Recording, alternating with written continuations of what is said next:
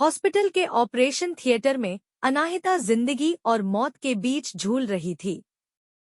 दर्द उसकी देह में ऐसे फैला हुआ था जैसे कोई ज्वालामुखी फूट रहा हो, लेकिन उसकी आंखों में मृत्यु का कोई खौफ नहीं था। उसके होंठ, जो अब फट चुके थे और कांप रहे थे, बार बार एक ही नाम ले रहे थे, आर्यमन, आर्यमन। उसकी आवाज में दर्द था, बेचैनी थी, लेकिन एक अजीब सा सुकून भी था। वह बार बार यही कह रही थी, बस एक बार, सिर्फ एक बार तुम्हें देख लूं, फिर मैं सुकून से मर जाऊंगी। पूरी टीम ऑपरेशन थिएटर में जुटी हुई थी। मॉनिटर की बीप लगातार तेज होती जा रही थी। डॉक्टर शर्मा, जो अनाहिता की फैमिली डॉक्टर थी और सालों से उसकी जिंदगी से जुड़ी थी, उसके सिरहाने खड़ी उसे ढांढस बंधा रही थी। लेकिन उनके चेहरे की शिकन उनकी मजबूरी और अनाहिता की बिगड़ती हालत का साफ बयान कर रही थी। अनाहिता ने दर्द से लड़ते हुए धीरे से कहा, डॉक्टर, आप मेरे बच्चों को बचा तो लेंगे ना? उसकी आवाज में इतनी तड़प और ममता भरी थी कि डॉक्टर शर्मा का दिल एक पल को कांप उठा। उन्होंने सिर हिलाते हुए कहा, हम पूरी कोशिश करेंगे, अनाहिता। तुम्हारे दोनों बच्चे सुरक्षित रहेंगे। तुम बस थोड़ी हिम्मत रखो। अनाहिता हल्के से मुस्कुराई। उसकी सांसें टूटती सी लग रही थी, लेकिन उसने फिर भी खुद को संभाला। आर्यमन, यह नाम उसके दिल से निकलकर बार बार उसके होंठों पर आ रहा था। वह जानती थी कि उसकी जिंदगी के चंद लम्हे ही बचे हैं, लेकिन वह नहीं चाहती थी कि उसकी आंखें बंद होने से पहले वह आर्यमन को आखिरी बार न देख पाए। बाहर का माहौल भी कम दर्दनाक नहीं था। अनाहिता के माता-पिता, आलोक जी और मृणाल जी, हॉस्पिटल के छोटे से मंदिर में हाथ जोड़कर खड़े थे। मृणाल जी के आंसू उनकी जुड़ी हथेलियों को भिगो रहे थे, और आलोक जी बार बार कांपती आवाज में भगवान से प्रार्थना कर रहे थे, हे भगवान, हमारी बच्ची को बचा लो। हमें कुछ नहीं चाहिए, कुछ भी नहीं। बस उसे एक और जिंदगी दे दो। अनाहिता के भाई विशाल और उसकी भाभी माहिरा ऑपरेशन थिएटर के बाहर बैठे थे।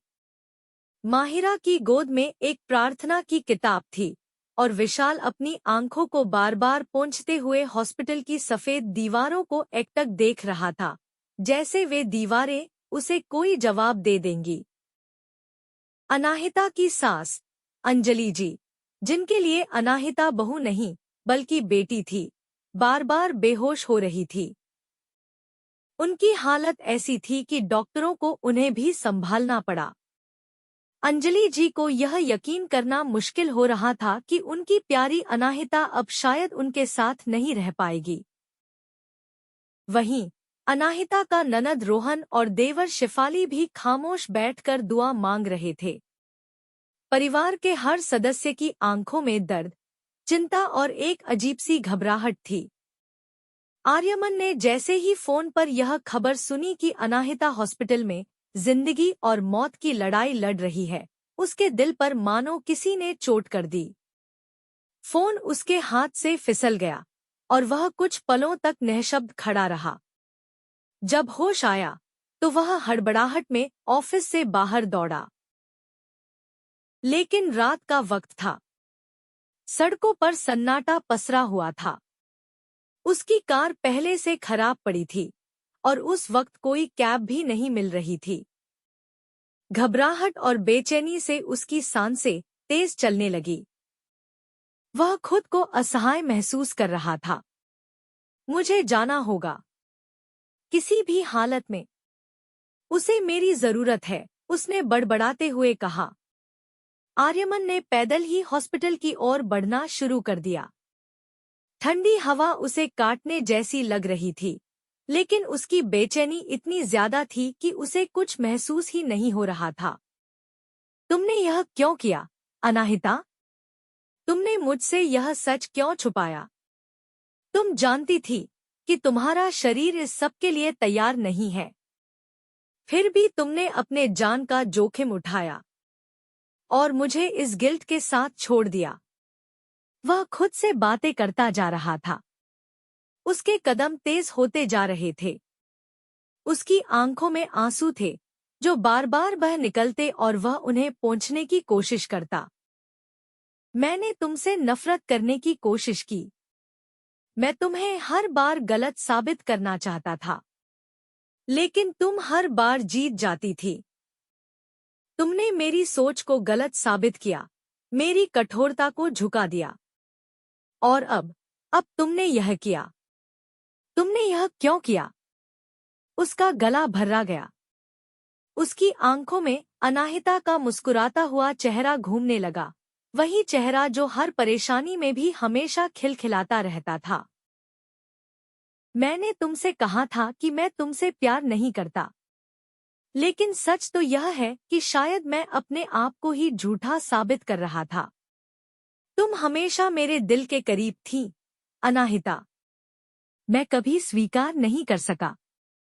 और अब जब यह सब खत्म होने को है, तब यह बात मेरे सीने में चट्टान बनकर बैठ गई है। आर्यमन के पैरों की रफ्तार और बढ़ गई। उसे ऐसा लग रहा था जैसे हर बीता पल उसे अनाहिता से दूर ले जा रहा है। उसकी सांसें तेज हो गई और वह लगभग दौड़ने लगा। अनाहिता, तुम मेरी जिंदगी का हिस्सा हो। तुमने मेरे भीतर उस इंसान को जिंदा किया था जिसे मैंने सालों पहले खो दिया था। तुमने मुझे हर उस भावना से जोड़ा जिसे मैं कमजोरियां समझता था। और अब तुम मुझे छोड़कर जा रही हो? नहीं, तुम्हें रुकना होगा। मुझे माफ करना होगा। मैं तुम्हें यह सब कहने से पहले तुम्हें खो नहीं सकता। हर कदम के साथ उसका पछतावा गहराता जा रहा था। हर पल उसे अपनी गलतियों का एहसास हो रहा था। काश मैंने तुम्हें पहले समझा होता। काश मैंने अपनी नफरत और घमंड को किनारे रखकर तुम्हारी मासूमियत को देखा होता। काश मैंने तुम्हारे प्यार को वक्त रहते पहचान लिया होता। अब यह गिल्ट मुझे जिंदगी भर सताएगा। आर्यमन अब तेज कदमों से भागते हुए हॉस्पिटल की ओर बढ़ रहा था। ठंड से उसकी सांसें धुआं छोड़ रही थी और उसकी आंखों से बहते आंसू उसके गालों पर जम गए थे। अनाहिता, बस एक बार मुझे माफ कर दो। बस एक बार मुझे देखने का मौका दो। मैं तुम्हारे सामने स्वीकार करना चाहता हूँ कि हाँ, मैं तुमसे प्यार करता हूँ। बचपन से ही। शायद मैं तुम्हारे बिना कभी जी ही नहीं सका। लेकिन समय जैसे रुक गया था। हर बीतता पल उसकी बेचैनी बढ़ा रहा था। उसे हॉस्पिटल अभी भी बहुत दूर लग रहा था। अनाहिता, तुमने मुझे हर बार जीत लिया, लेकिन इस बार मैं हारना नहीं चाहता। मुझे तुम्हारे साथ अपनी अधूरी जिंदगी को पूरा करना है। बस एक बार रुक जाओ, बस एक बार। उसका दिल अब धड़कने नहीं, बल्कि चिल्लाने जैसा महसूस हो रहा था। उसके मन में बस एक ही ख्याल था, अगर मैं देर से पहुंचा तो? अगर मैंने उसे फिर से खो दिया तो? आर्यमन ने दौड़ते हुए एक आखिरी बार खुद से कहा, मैं तुम्हें नहीं खोने दूंगा, अनाहिता। बस एक बार। उसकी आंखें गीली थी, लेकिन उसकी रफ्तार बढ़ती जा रही थी। पछतावे और प्यार की यह लड़ाई उसकी रूह को जला रही थी।